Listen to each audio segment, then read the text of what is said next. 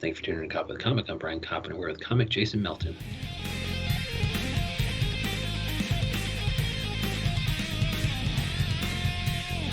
Jason Melton, how the hell are you? I'm doing really good. How are you? Good. Thanks for coming on. We follow you everywhere. You are cool, Jason Melton. Man, Yep. I mean, you were just fucking cool on all the socials. You are cool, Jason Melton. Yeah, that's because Jason Melton was taken, and so I'm the cool version of that guy. Like, I hate that guy, whoever that is. The other guy's uncool because he's a gunner, man. He just fucking beats you to it because he's a type A prick, right? Yeah, everything. And I'm sure it's the same guy. Yeah. Oh, have you kind of checked it out? Because he also has JasonMelton.com, whereas you have JasonMeltonComedy.com. Yep. So have you kind of like sussed this guy out? Is he suspect or what? He's in hiding, if I could find That motherfucker. He knows you're doing comedy, man. If you find out about what, like his particular, you're just gonna make fun of him mercilessly. Yeah, that's right. I'm looking for him. But yeah, thanks for having me on your podcast. Yeah, man. Well, dude, I had to find out just how cool you were because I follow you on socials here, and we're gonna talk about something real quick before we get into kind of general comedy topics. You are a high school dropout who subsequently taught college philosophy. How does that even happen? Yeah, well, I mean, it's not that interesting a story, I guess, but I just dropped out of high school because I hated it and I hated everybody. Right.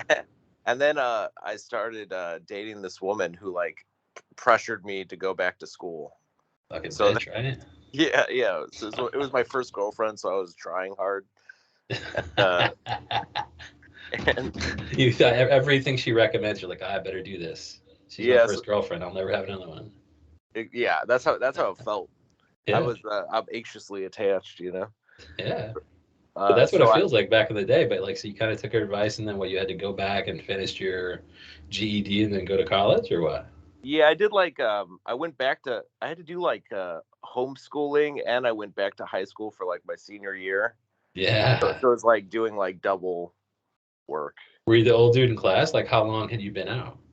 But it was okay because she was controlling, so I lost all my friends, and I had a lot of free time to do homework.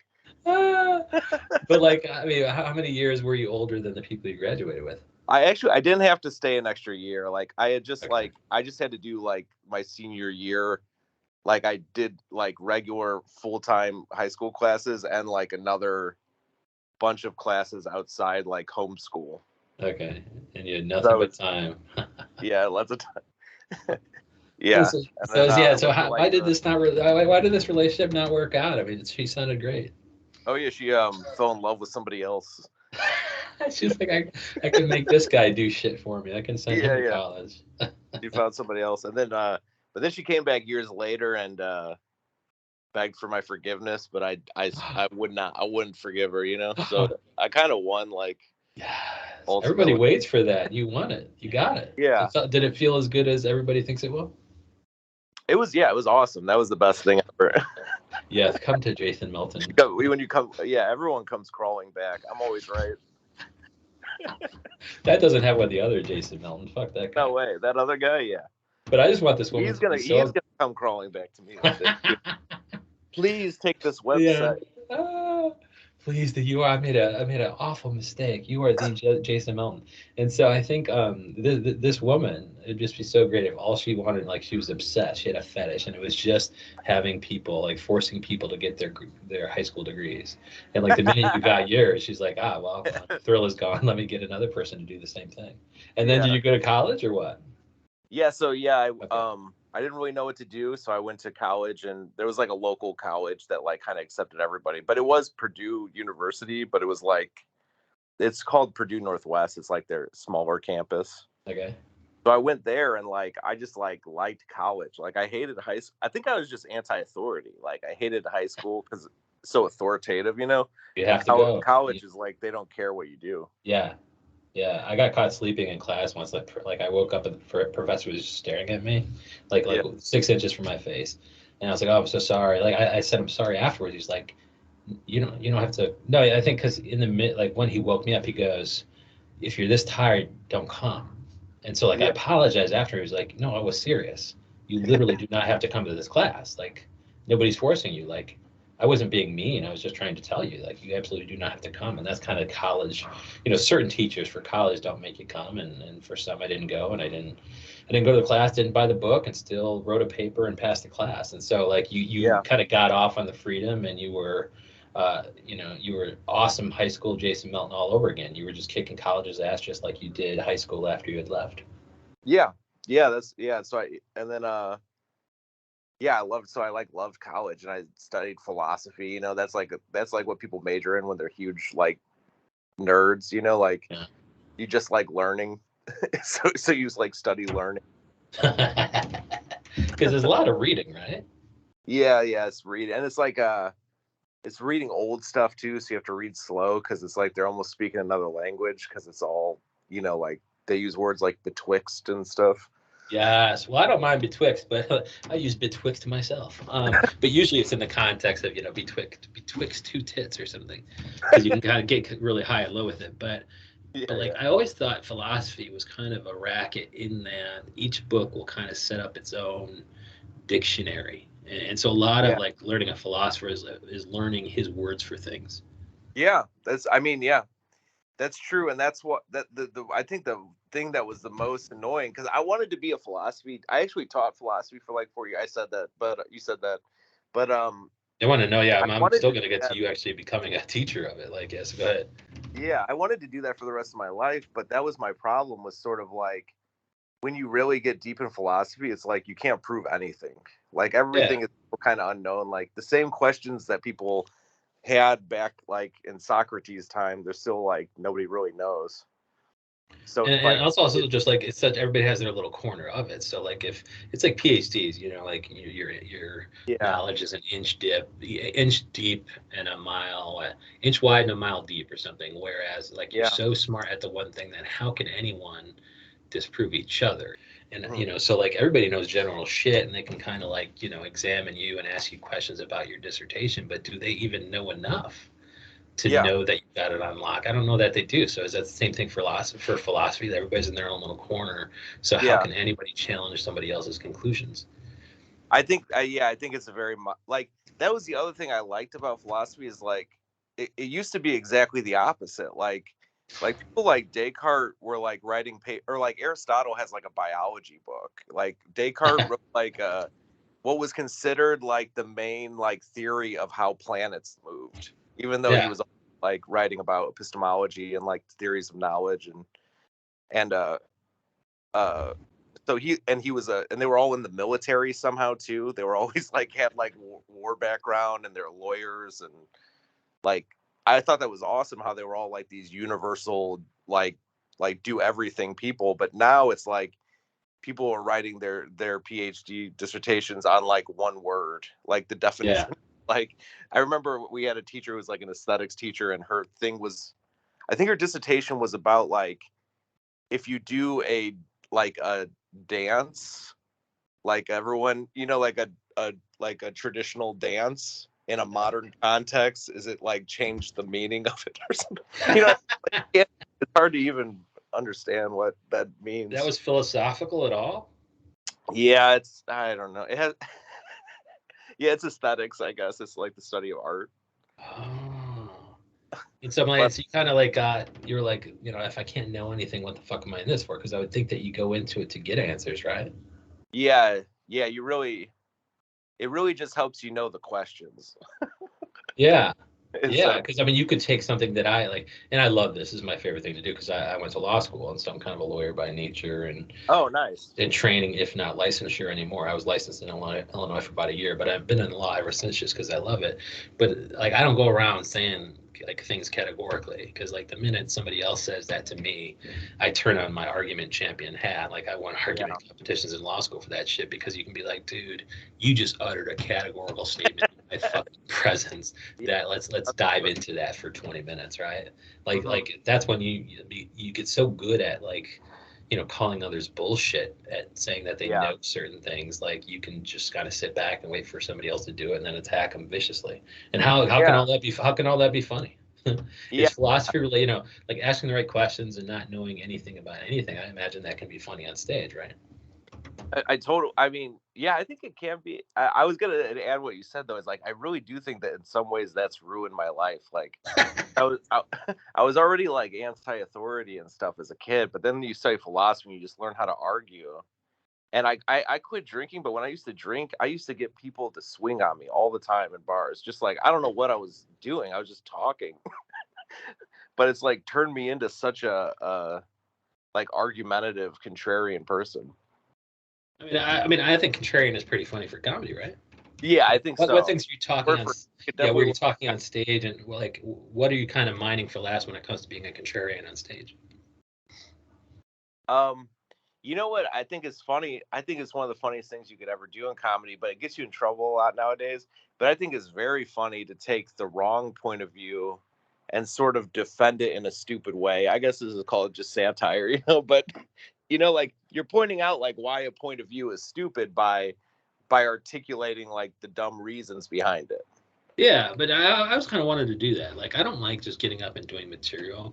Like, for Yeah. me, it was have to be performance art, where I gave myself the Herculean task of like saying something that was indefensible and then really Mhm. quickly trying to defend it over the next Yeah. five minutes or whatever. Because I mean, because I talk really fast and things like that, so I really think that I could make it happen somehow. I just couldn't. I Yeah. just couldn't arrive at the one thing that I could say that's indefensible. That's not going to really, because It, you want them to listen. So it's be interesting enough for them to listen and go on the journey with you. But I think that some people, certain things are off limits. And I'm not a big like woke guy where it's like nobody can say anything in yeah. a comedy club. That just gets tiring. But like I would enjoy doing it on stage. So you're already doing that, huh? You're kind of like saying something and then kind of defending it.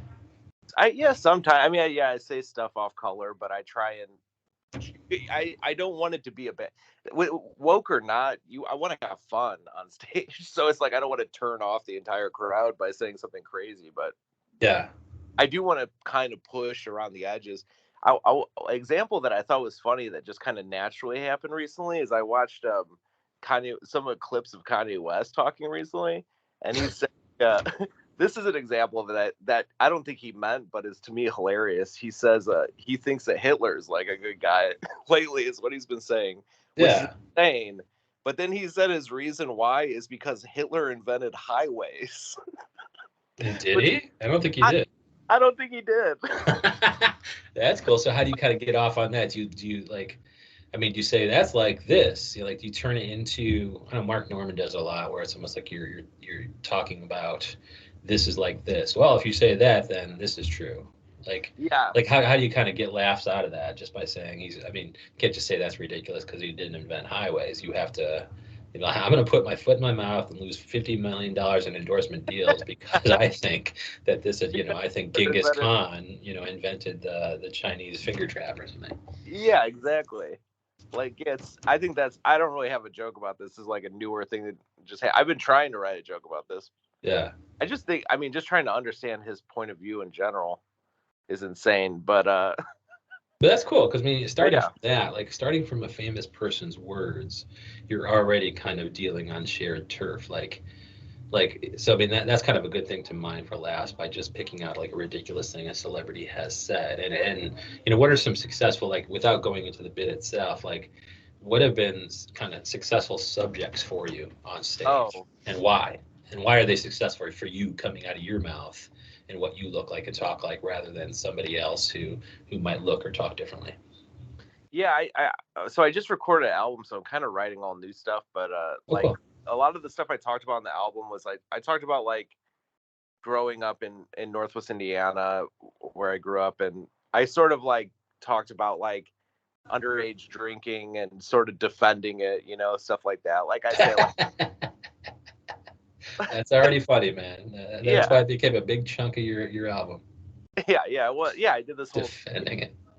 I say it's good, to like start drinking young so your brain doesn't develop too much and you don't end up like like that. I think Ted Kaczynski could have used like some underage. He had way too many brain cells, didn't Yeah, yeah. Like me, and I'm never gonna make a bomb. he?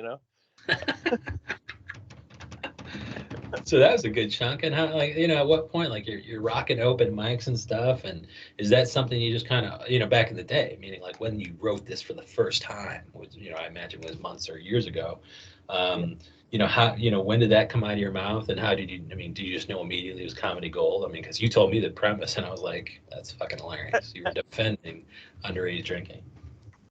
Well, yeah, talk about like writing process. I kind of like uh I had like a story that I wanted to tell about like a crazy thing that happened when I was underage drinking, and I think I just kind of like Uh, to write some like supplementary jokes to like get into the topic, yeah. and I think that's how that came about.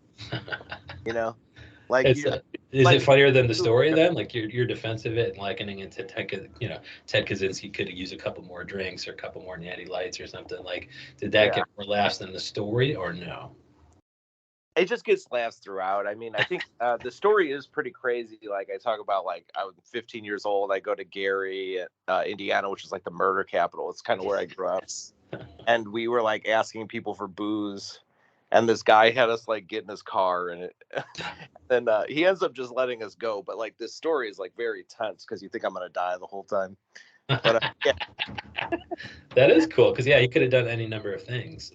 And then yeah. yeah, so I mean, now that you're writing a new album, Mhm. like how does it feel? You're not doing the thing where I'm gonna retire all my material. Like the whole Yeah. Jerry Seinfeld thing, and the fact Jay Leno's like, you mean you have nothing? Like you can't even just pull out some A material just to fucking get people going? Like you're not doing that. Right. You're still working your new stuff into your old stuff while you're on stage. Yeah, I mean, yeah, for shows and stuff, I would do my old stuff just because I haven't really written anything substantial yet. Okay. But I really don't want to do my old material. Like I want to write a whole new hour. I would love to do an hour every year now, but it did take me what, like 9 years, 10 years to get to this point. So it's And, hard to be like I'm gonna have another hour next year. and did you try in Indiana or did you come to Chicago pretty quickly in your comedy career? I started doing comedy here in Chicago. I Okay. moved Yeah, I moved here in my early 20s and started doing comedy. I was in bands and stuff. So Yeah, we were me too. Yeah, yeah. And then I got kicked out of a band and I kind of like started doing stand up around the same time. How do you get kicked out of a band, Jason Melton? I used to be a big drunk. I quit drinking like 6 years. Uh, Yeah, like I was saying, like I'm drunk, I was kind of crazy, and I was not, and also I'm just not very good at music. Like I can't sing well. Too drunk and crazy for a band Yeah, now. That's something. there's a lot more cons than pros on my list as a band member. Yeah, so I got kicked out. But then you got clean and you did comedy, or were you drinking during the beginning of comedy? Because like for I me, was. it fucks up my digestion bad. Like if like Oh, it does. Yeah. but it doesn't fuck it up the minute I'm out there. Like so, I'm a big like I'm a competitive argument guy, and so like I used to get nervous before, but then during I'm fine. And so like there was a buddy who was going to do stand up at the Cubby Bear, so I went for him, and then I was like, I think I'm going to get up there. So I got up before him and I slaughtered, and then he Oh, got up, he got up there and he just fucking bombed big time. Like he was doing his worst Chris Rock impression when this guy's white. He just couldn't. He just kept saying "fucking bitch" over and over again. He didn't say any joke at all. I think he just kind of like he didn't. He's just not good on stage. But for him, he doesn't get nervous until the time up. And I'm like, no, you get oh, nervous before, and then on stage, like you're just fucking. You're in the moment and you're creating on stage, and so it just yeah. it fucks up my shit so much all day long that I knew that I couldn't be a comedy and enjoy a quality of I couldn't do stand up comedy and enjoy a quality of life the rest of my day. I was like, Yeah. no, man, you have to enjoy the process. If you really want to be a comedian and hustle to 5 mics a night, you have Yep. to enjoy the process. And so, like, were you drinking at the beginning of it, or were you sober the whole time? No, I was drinking a lot for the first few years I did stand up, but I really think that I probably would have quit because I think I was just bombing every time and just like, and Because I you were was like, drunk, because you were drunk, maybe, or no, or because you were yeah, bad, or no? I both, like I was Okay. brand new bad. I was also like really experimental. Like I was trying to do like really, I guess, old comedy. I didn't know what it would be called. I don't think I would have called it that at the time, but Can you call it comedy if nobody's laughing, yeah. right? But I was having fun because I was drinking and like being weirdo. Yeah. Uh, and So then at what eventually, point did you discover that, oh my gosh, being, drinking and being a weirdo is not getting me anywhere. I have to actually be good. yeah, I mean, just that, like jealousy of my probably other people I was doing it with and stuff. Like when people I started with, I feel like we're all like the camaraderie, and then I feel like them start to pass me. Oh. And what does that mean in Chicago? Getting like a spot on a Lincoln Lodge show or what? I mean, yeah, I it's don't pretty. know. I'm legitimately asking. I mean, I've they heard do that like Lincoln do Lodge like is a good they is a do good like shows place. tonight there, so you can pretty much get a show there. Oh. There, no, So they were getting there's at the better Laugh Factory or what? there's better and worse shows at the Lincoln Lodge. But I mean, I just like in general, just like getting shows. I don't know. I haven't been trying hard to get into that stuff lately. I've been like on this weird different path where I just want to kind of like be more writing comedy and like putting together albums and stuff. So Yeah. I haven't. I always wanted to do Comedians You Should Know. Like I thought that was like the best show in Chicago. Oh yeah. I How's that? still think it is, Okay. probably. And you can't do it? You have an album. I've gotten to do it a few times now, and ever Okay. since then, I haven't like wanted to do another show. Like I've done the Laugh Factory, I've done Zanies, I've Oh. done You're saying Comedy it's such a Bar. such a quality show What's that it? like it's such a quality show that it ruined Comedians You Should Know has ruined you for all other shows because it's so good.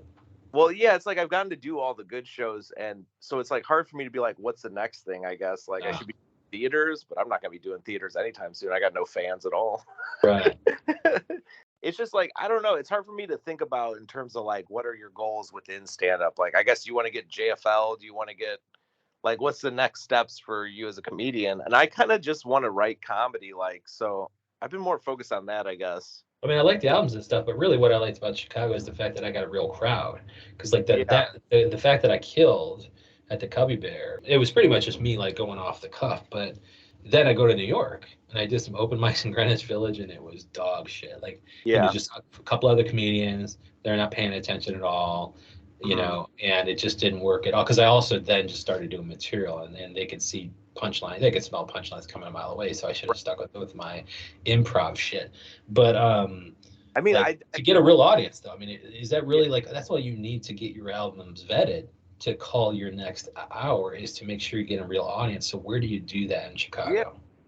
Well, all right. So like in Chicago, like all those shows that I named are awesome, and I just like you want to be doing these shows all the time, and I just don't put in the energy that I should to do that. I do like go a fair amount. I'll just go on the road like a little bit to Oh, like cities around Chicago where I can get more like to prepare for my album in particular. I did a bunch of shows in Iowa actually. oh, well, Iowa City or no? Yeah, Iowa City was one of Oh. them, or not. I did Cedar Rapids and Cedar Falls and Des Moines. Like, there's all these cities that are like 4 hours away driving, and So what'd you do? I mean, like, did they just have a mic and they were like, all right, I mean, you can come try to entertain our people. Good luck. they have like book shows and stuff, and Okay. like they have like a comedy night at like a bar, or there's a little club Oh. called Lucky Cat that's really actually a nice club, and I mix up if it's Cedar Falls or Cedar Rapids. It's one of those two, but Lucky Okay. Cat's a nice little club. I did. Okay, and so like you're just showing up and you're a ringer. You have like an hour of dope shit, underage drinking.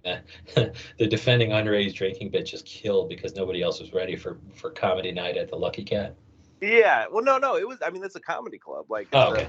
I think I'm talking about the other comedy, the comedy nights you've mentioned. So just like a comedy night at a bar, like you show up and you're just a ringer.